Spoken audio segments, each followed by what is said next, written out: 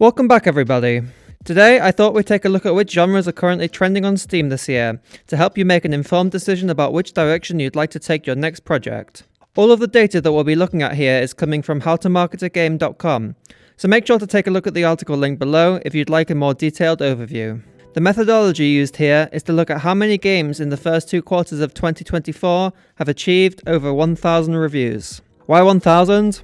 Well, it's a rather arbitrary cutoff, but it represents some threshold where we can reasonably call a game financially successful. Any games in this category will have likely achieved 6-figure revenue. It's also worth noting that the data here is excluding any games that could reasonably be considered AAA, as the genre trends there tend to follow their own course and don't reflect what is happening in the indie space, which is what is relevant to us. So the first trend that we'll look at is the decline of the arcade roguelike / action roguelike. This was a trend kicked off, of course, by the extreme popularity and success of Vampire Survivors in 2022, and in the last couple of years we've seen many successful games come along that closely followed the conventions set down by that game. However, it does now look like this trend is coming to an end. While we saw 10 games in 2022 that reached the 1,000 review threshold, and 17 in 2023, in the first 6 months of 2024 we've only seen 1 game in this genre reach our threshold, that being Deep Rock Galactic Survivors. So it seems like this genre was more of a fad than a long-lasting trend. Next, let's take a look at a couple of genres that are on the rise. The first genre we'll look at is the idler. Firstly, of course, we have the astronomical rise of these dubious ultra-simple idlers such as Banana and its many imitators. While this will almost certainly prove to be a short-lived fad, we've also seen the success of more fleshed-out idlers. One notable example is Rusty's Retirement, a game that sits at the bottom of your desktop.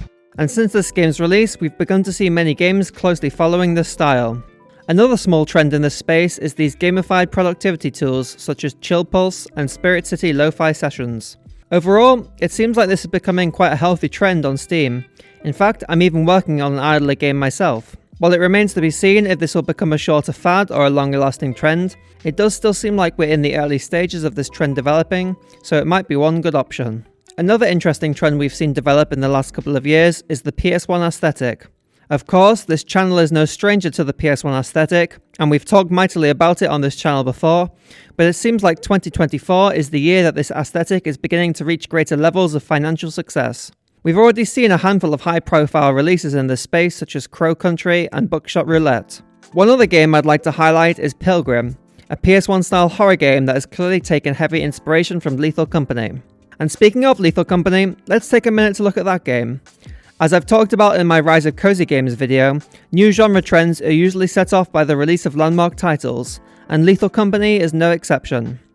While horror games have always been popular and performed well on Steam, Lethal Company has set off a trend of games following its particular brand of co-op horror. In the first half of 2024 alone, we've already had Content Warning, Murky Divers, and Pilgrim as previously mentioned, showing that there is a considerable appetite for this style of games.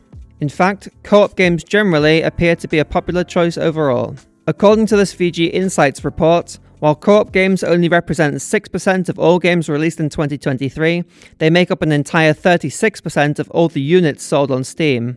That, combined with the ever-popular horror genre, might go some way to explain the meteoric success of Lethal Company and its imitators. Finally, let's take a quick look at a couple of genres that have long succeeded on Steam and continue to do well this year.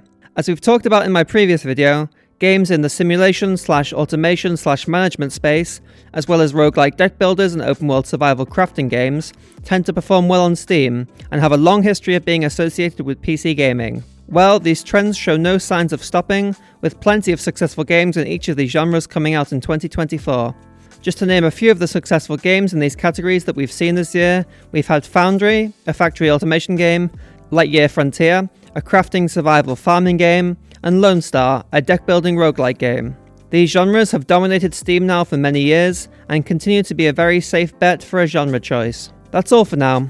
As I mentioned, I'm currently developing an idle game of my own, Flora Corner, a game about growing houseplants and decorating your living space, so if you're interested in the game, make sure to go to the Steam page and wishlist the game. Thank you all so much for watching, and I'll see you next time.